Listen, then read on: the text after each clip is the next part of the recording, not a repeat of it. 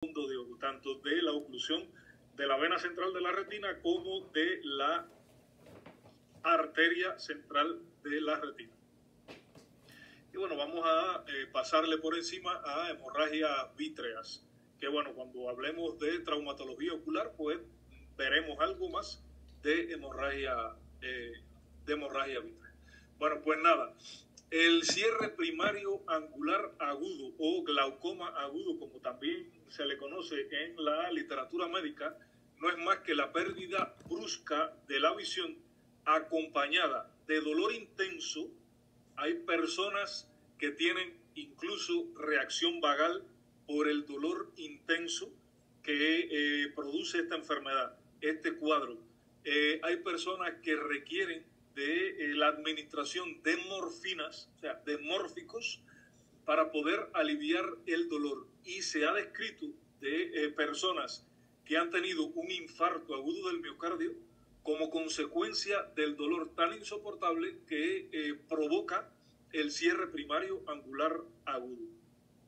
Se debe principalmente al cierre súbito y completo del ángulo camerular. O sea, del ángulo camerular se refiere al ángulo que hay en la cámara anterior formado por la córnea y el iris. O sea, aquí en este esquema, en este dibujo, vemos en un color amarillito crema la representación de la córnea.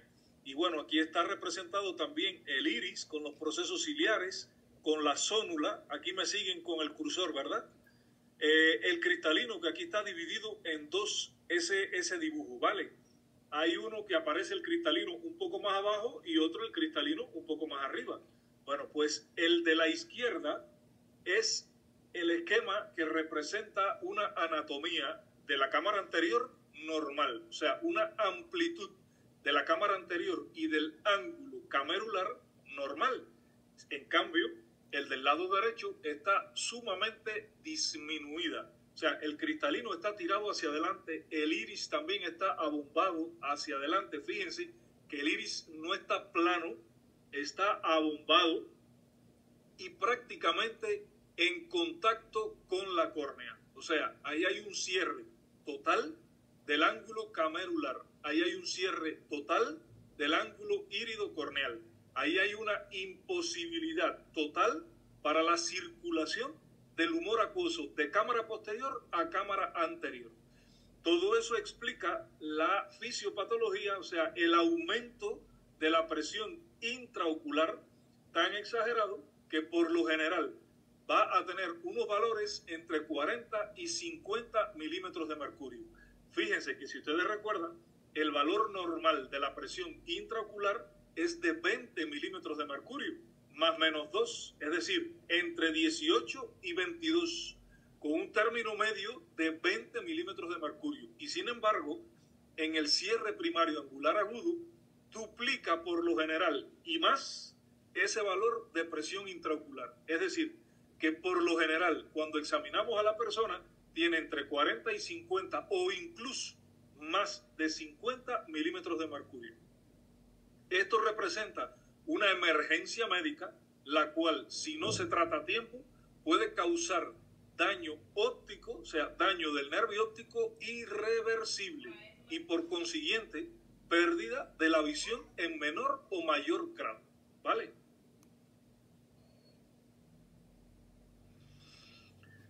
Como síntomas fundamentales va a haber pérdida brusca de la visión, dolor periocular intenso, que por lo general tiene irradiación trigeminal.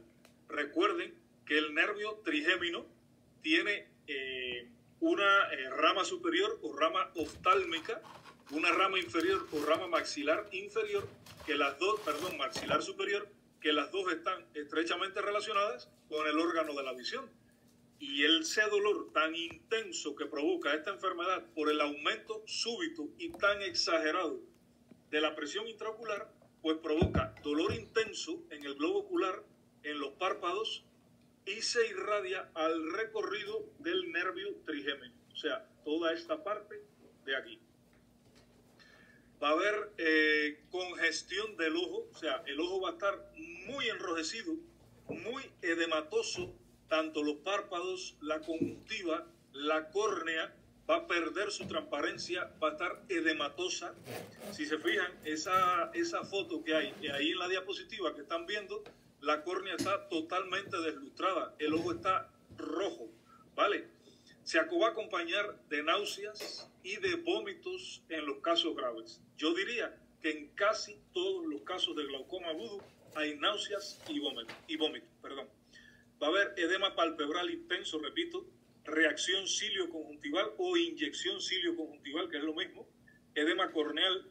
La cámara anterior va a estar totalmente estrecha, puede llegar incluso a haber contacto del iris con la cara posterior de la córnea. El humor acuoso va a estar algo turbio y va a haber una midriasis media, es decir, la pupila va a estar medianamente dilatada.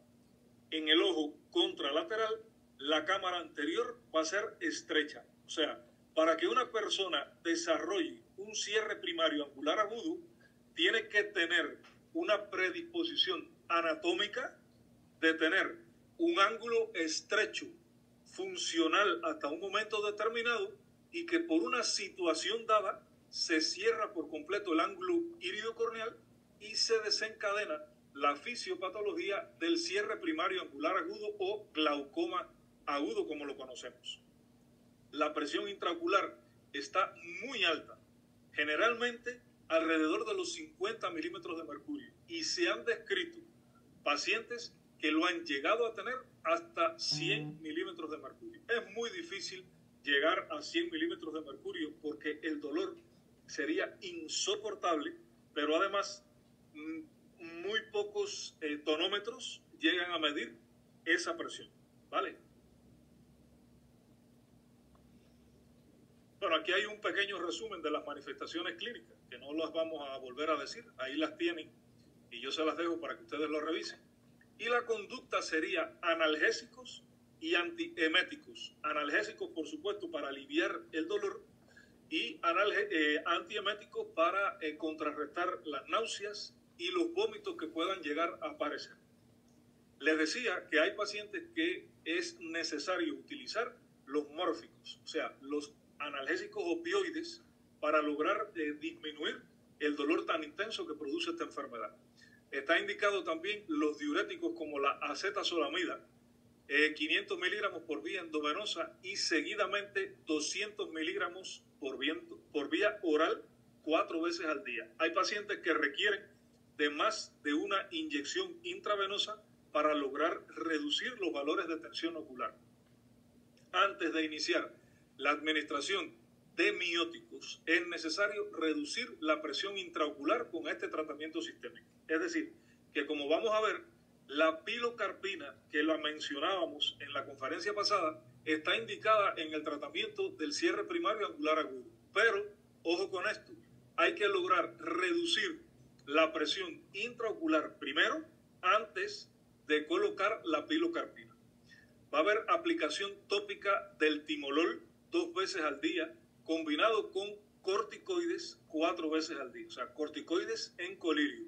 Es muy importante el tratamiento preventivo del ojo no afectado con pilocarpina al 2%, 3 o 4 veces al día. Es decir, que en el ojo que no ha desarrollado el glaucoma agudo, el cierre primario angular agudo, si colocamos de forma preventiva desde el inicio la pilocarpina. Ahora, en el ojo afecto, hay que esperar a reducir los valores de presión intraocular para comenzar con la instilación de la pilocarpina.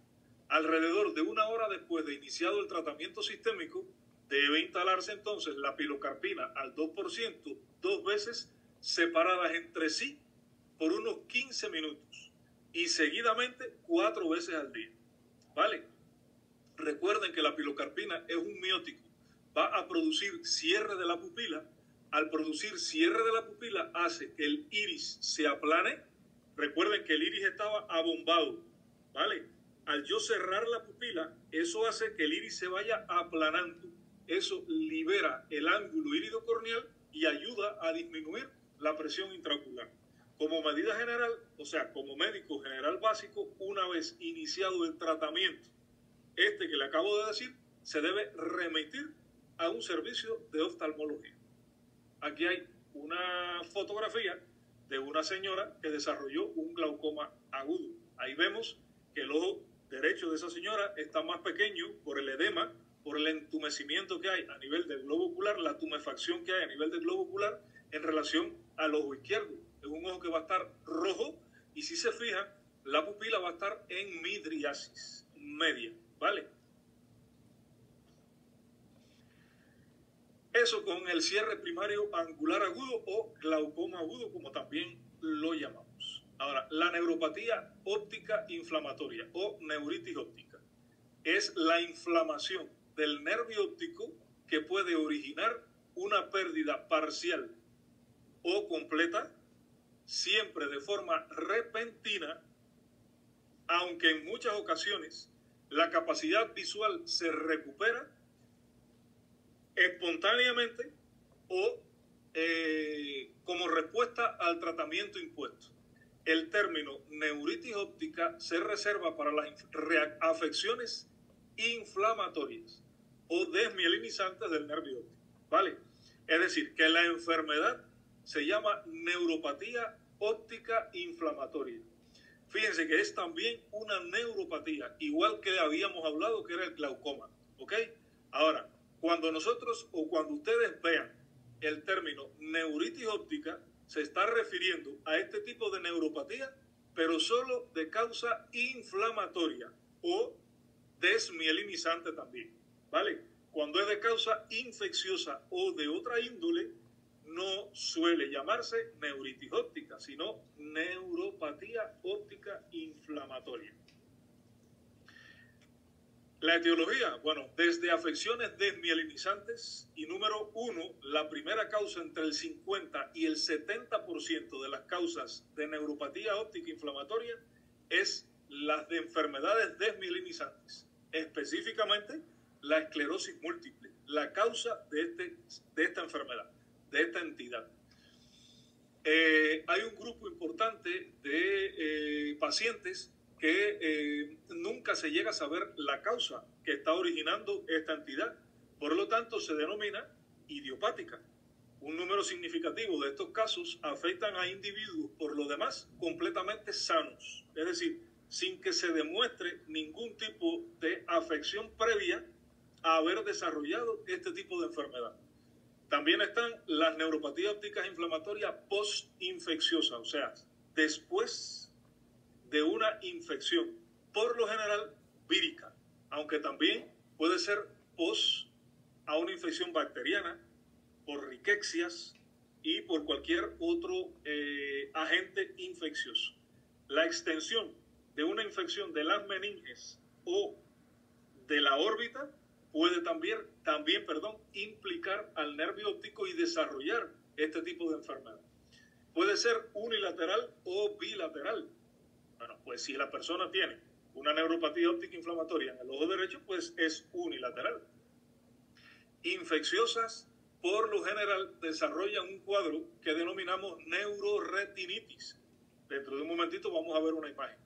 Están las disautoinmunes, o sea, asociadas a enfermedades, alteraciones del sistema inmunológico, asociadas a enfermedades sistémicas, asociadas a enfermedades intraoculares.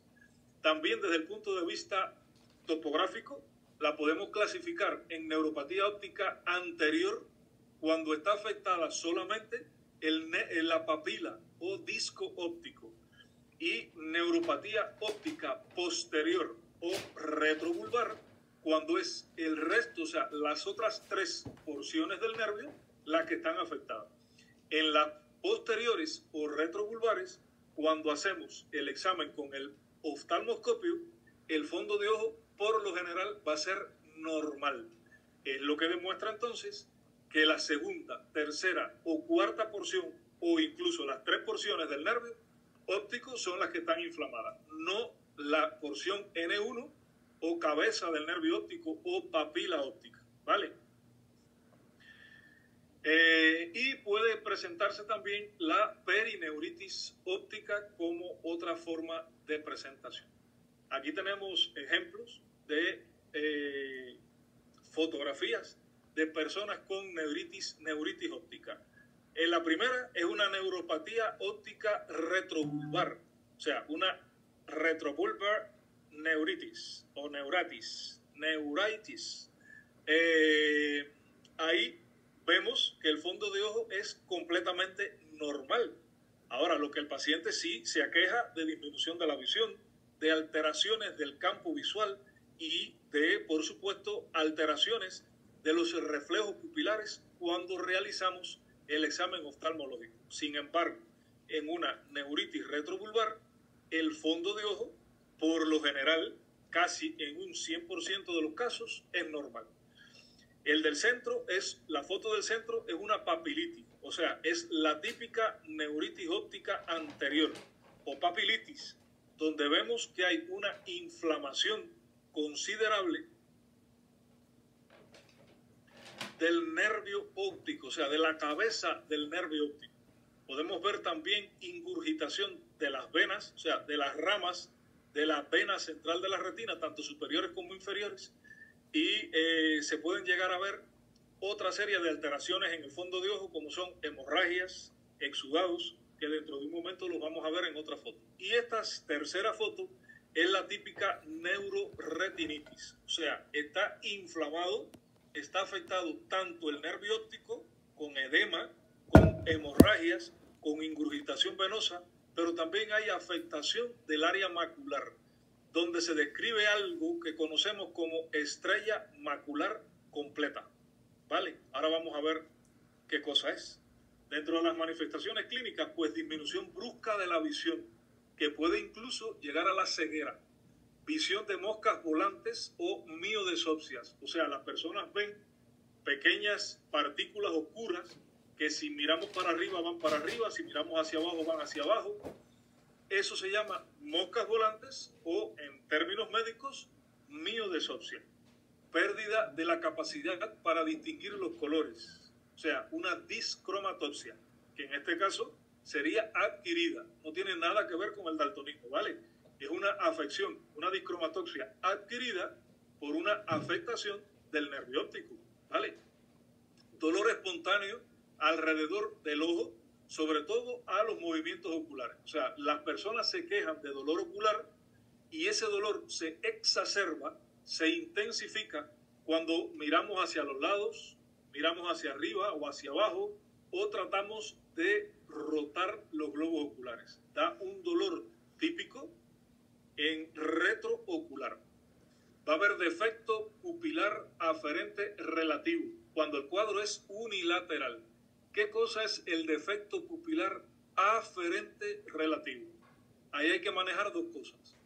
Si estamos hablando de defecto pupilar, es que la pupila no está respondiendo bien cuando realizamos el examen de los reflejos pupilares.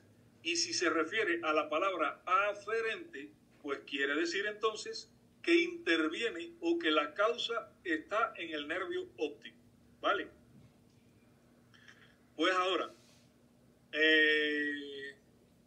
quiero que busquen en internet y lo deben también subir a la plataforma, la interpretación del defecto pupilar aferente relativo. O sea, ¿en qué consiste el defecto pupilar aferente relativo? ¿Por qué se produce el defecto pupilar aferente relativo? Eso fundamentalmente. Ahora, en el examen del fondo de ojo se observa una papila normal con bordes ligeramente difusos, edematosos, edema en la capa de fibras nerviosas, presencia de exudados duros o blandos, hemorragias puntiformes en llamas y signos de vitritis, o sea, de inflamación del humor vítreo.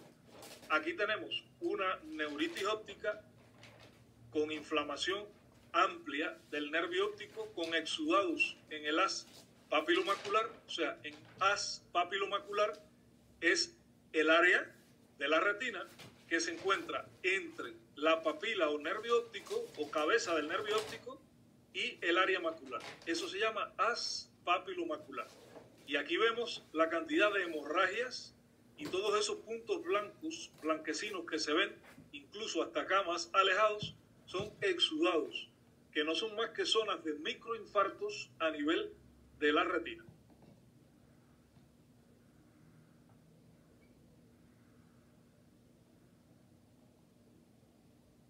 Vamos a ampliar un poquito esta imagen para que vean mejor la estrella macular completa.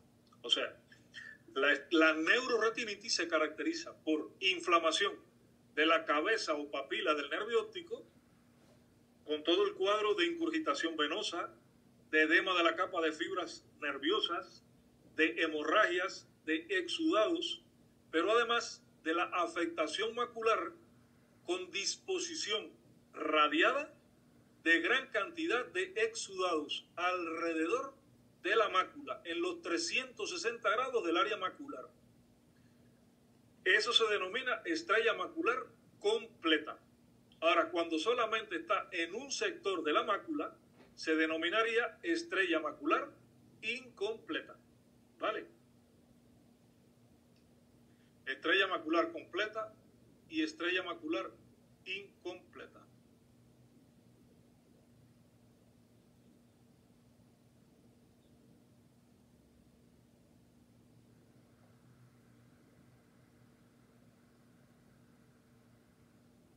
La conducta la vamos a dividir en conducta investigativa y en conducta terapéutica. La conducta investigativa, por supuesto, es para determinar o tratar de encontrar la causa que está originando esta neuropatía óptica inflamatoria. Pues hay que hacer potenciales evocados visuales. Los potenciales evocados visuales son los que nos pueden dar un diagnóstico o confirmarnos de que el paciente o la paciente tenga una enfermedad desmielinizante, porque los potenciales evocados visuales en las personas con enfermedades desmielinizantes van a estar disminuidos. El electroretinograma, que ayuda también a esclarecer la causa, la punción lumbar con estudio del líquido cefalorraquídeo, o sea, estudio citoquímico del líquido cefalorraquídeo, la ecografía ocular. ¿Para qué hacemos la ecografía ocular? Para hacer el diagnóstico diferencial con un estado, con una malformación congénita que puede llegar a confundirnos a la hora de diagnosticar ya sea una neuropatía óptica inflamatoria o incluso un papiledema, que también está descrito en su diagnóstico diferencial, y son las drusas o drusen del nervio óptico. O sea, las drusas o drusen del nervio óptico son una enfermedad, una malformación congénita que afecta el nervio óptico por depósitos de sustancias durante el desarrollo embrionario en el nervio óptico y que da un aspecto al nervio como si estuviese inflamado, como si estuviese edematoso. Esto, las drusas del nervio óptico, no le va a ustedes, no es contenido de ustedes, pero si les interesa, pues buscan en internet con un poco más de detalle qué cosas son las drusas del nervio óptico. Las imágenes por resonancia magnéticas, que ayudan también a diagnosticar una posible enfermedad desmielinizante. Fíjense si hay relación entre neuritis óptica y enfermedad desmielinizante, que personas, se ha demostrado, hay estudios, el Optical Neuritis Treatment Trial, que es un estudio que han realizado en la Academia Americana de Oftalmología, determinó que personas que desarrollan una neuropatía óptica inflamatoria al cabo de 5 o 10 años pueden desarrollar una esclerosis múltiple u otro tipo de enfermedad desmielinizante. Fíjense si está estrechamente relacionado neuritis óptica, enfermedad desmielinizante. Y bueno, la conducta terapéutica, pues principalmente tratar la causa. Si es infecciosa, hay que tratar la infección y así sucesivamente. Antiinflamatorios, esteroideos, que es el tratamiento de elección, vitaminoterapias del complejo B y antioxidantes para ayudar a la remielinización del nervio, y ácido fólico, que también está indicado con este objetivo. El tratamiento de elección es la metilprednisolona, que es un esteroide potente que viene en bulbo de 500 miligramos. Se ponen 2 bulbos en 500 mililitros de solución salina al 0,9% diario por 3 a 5 días, en dependencia de la evolución del cuadro. Este tratamiento se sigue, o sea, a posterior, se va a poner tratamiento con esteroides orales, o sea, la prednisona, que por lo general viene en tabletas de 5, de 10, de 20, de 30 miligramos, a razón de 1 a 2 miligramos por kilogramo de peso. Y se va a ir disminuyendo la dosis cada 5 días. O sea, cada 5 días disminuimos 10 miligramos en la dosis de prednisona hasta retirarla totalmente para evitar un efecto rebote al suspender de forma brusca el esteroide. ¿Vale? Hasta aquí lo de neuropatía óptica inflamatoria. Ahora, desprendimiento de retina. De los desprendimientos de retina solamente vamos a ver qué cosas son los desprendimientos de retina y los tipos de desprendimiento de retina que existen, ¿vale? Vamos a hablar algo del cuadro clínico y, bueno, de la conducta, que la conducta siempre es remisión a un servicio de oftalmología porque el tratamiento es quirúrgico, ¿ok?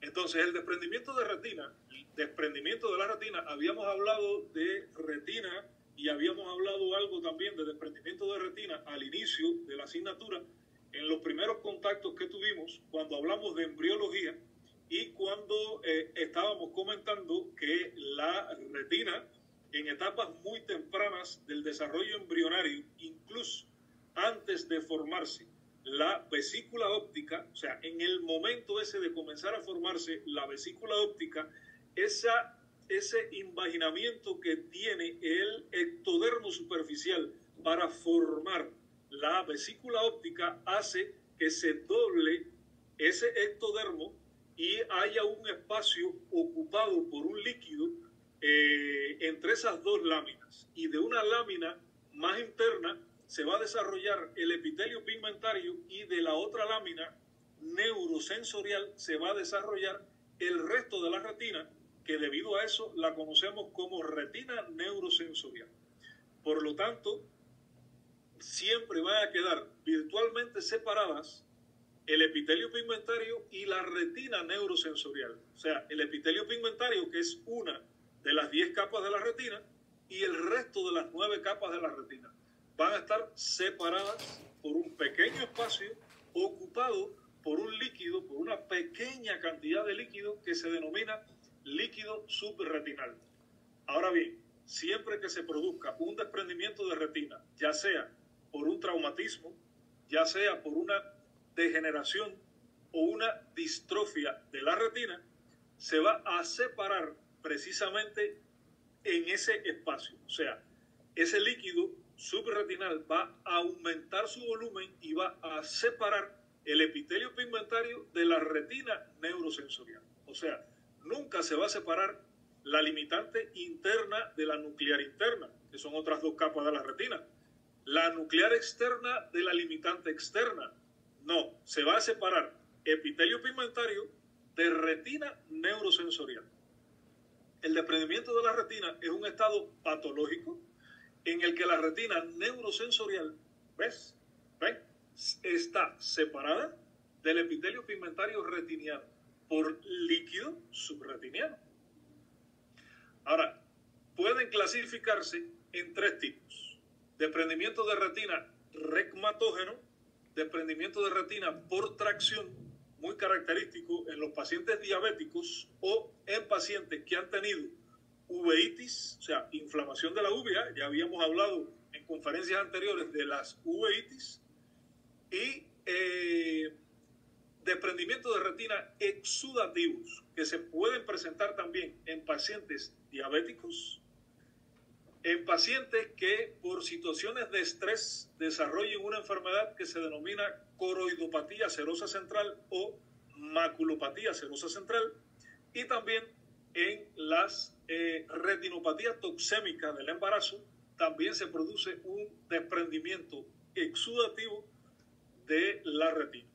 De los 3, el único que puede solucionarse espontáneamente es el exudativo. Son mucho menos comunes que los 2 anteriores. Están causados por un daño en la barrera del epitelio pigmentario que permite el paso de líquido coroidal hacia el espacio subretiniano. Las causas más importantes son la enfermedad de Arada, los tumores, la insuficiencia renal, ¿vale? Pero también están las más comunes, como la diabetes mellitus, la retinopatía toxémica, y otros tipos de afecciones que afectan la dinámica de los líquidos retinales. En el caso de tracción está causado por un estiramiento de la retina neurosensorial separándola del epitelio pigmentario. Y los regmatógenos, el mecanismo de producción es un agujero o desgarro retiniano producido en una retina degenerada o atrófica. Se presenta un aumento de la prevalencia en los miopes y se produce en cerca del 2% de los ojos afáquicos, o sea, ojos en que se le ha extraído el cristalino, ya sea por una cirugía de catarata o por cualquier otro tipo de traumatismos que haya habido la necesidad de la extracción del cristalino. Y como ven ahí, el traumatismo es la causa más frecuente de los desprendimientos de retinas regmatógenos. Y dentro de estos, en la infancia, mucho más frecuente.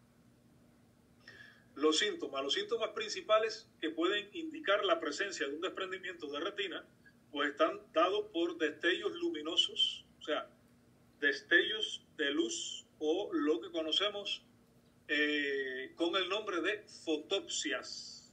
Foto de luz, fotopsias. Y moscas volantes que ya habíamos visto lo que eran y ahí están representados en esa segunda imagen que hay ahí, ¿vale?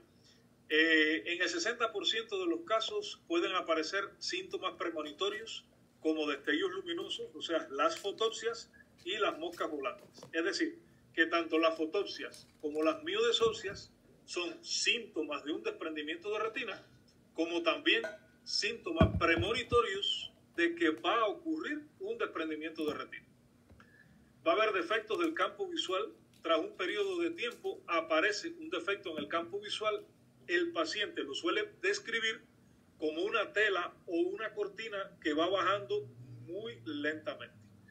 Pérdida de la visión central solamente va a aparecer cuando hay afectación del área macular. Por lo tanto, el desprendimiento de retina solo cursa con síntomas visuales, sin dolor, ni molestias, ni ninguna otra sintomatología, excepto si es ocasionado por un traumatismo directamente sobre el globo ocular, que bueno, sí va a haber otra serie de síntomas referidos por el paciente, como el dolor y algunos signos propios del examen oftalmológico secundarios a un traumatismo en esa zona. Aquí vamos a ver los principales signos que aparecen en un desprendimiento de retina, que tiene forma convexa, la retina, generalmente ondula a los movimientos oculares y los vasos retinales aparecen más oscuros que en la retina normal. Eso en cuanto a desprendimiento de retina.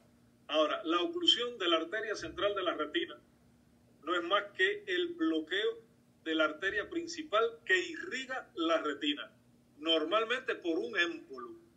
Recuerden que la arteria central de la retina es rama de la oftálmica y la oftálmica de la yugular, ¿vale? En general se debe a un ateroma, pero también puede producirse por émbolos cálcicos. Va a haber una profunda pérdida de la visión asociada a un trastorno de la conducción pupilar aferente. Y los signos, bueno, pues la retina va a aparecer pálida, blanquecina, edematosa, sobre todo en el polo posterior. Recuerden que el polo posterior es lo que podemos ver con el oftalmoscopio, ¿vale? Y lo que es polo posterior es nervio óptico, área macular, vasos sanguíneos de la retina, y todo eso se llama polo posterior. Va a haber un signo característico que conocemos con el nombre de mancha rojo cereza a nivel de la mácula, por el reflejo rojo naranja de los vasos coroideos intactos situados en el interior de la fóvea. Va a haber un estrechamiento importante de las arterias retinianas junto con irregularidades en su calibre.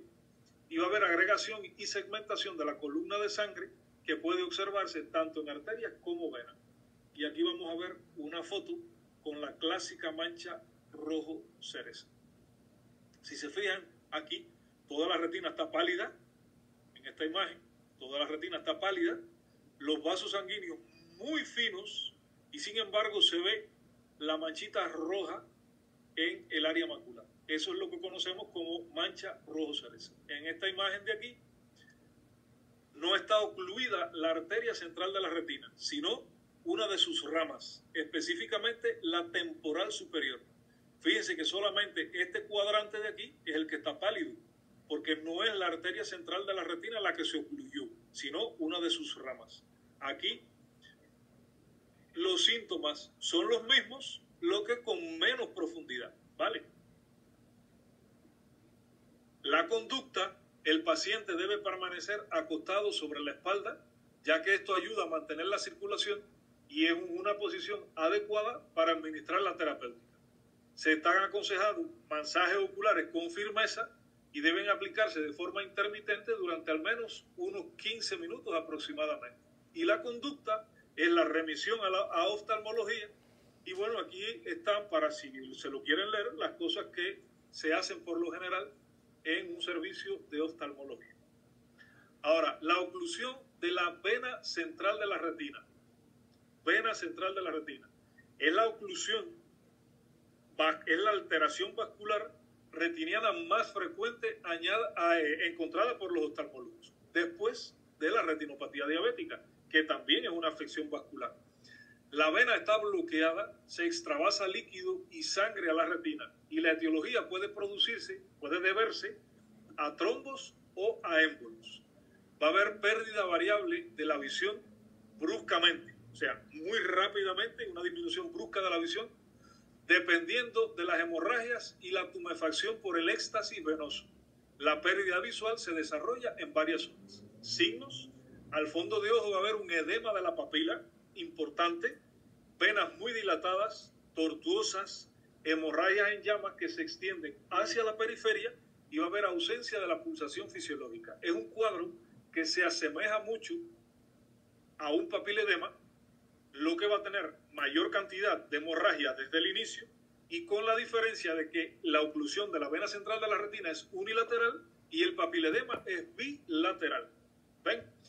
Aquí está la oclusión de la vena central de la retina, en esta imagen que le estoy poniendo un pelín más grande, la de la izquierda, y en esta imagen de la derecha superior sería una oclusión de una rama, específicamente de la temporal superior de la vena central de la retina, ¿vale? ¿Por qué sé que es la temporal superior? Bueno, superior porque está arriba y temporal porque esto que vemos aquí, donde tengo el cursor, es el área macular. Y el área macular está hacia la región temporal del globo ocular, de la retina. Esta es la zona también macular, ¿vale? La conducta: empleo de vasodilatadores y antiagregantes plaquetarios, así como de fármacos para disminuir la viscosidad plasmática. Actualmente el empleo de fibrinolíticos y heparínicos, los que mejor resultados parecen proporcionar. Evidentemente es fundamental hacer estudios etiológicos y más recientemente se está realizando la fotocoagulación por parte de oftalmología para esta entidad. Y bueno, ya lo que nos quedaría sería la hemorragia vítrea, que esto se los voy a dejar de estudio independiente. ¿Vale? Pues chicos, esto es lo que traíamos de afecciones vasculares, como la oclusión de la arteria central de la retina y la vena central de la retina, los desprendimientos de retina y la neuropatía óptica inflamatoria o neuropatía o neuritis óptica y la primera enfermedad que vimos, que es el cierre primario angular agudo, ¿vale? Entonces recuerden que hace unos días les dije que tenían que subir a la plataforma y les dije hasta tal fecha, que es la penúltima semana del curso, de un video sobre la realización de la campimetría por confrontación entre dos estudiantes. Y hoy les acabo de dejar otro trabajo independiente que va a su currículum de una revisión en internet, una revisión bibliográfica sobre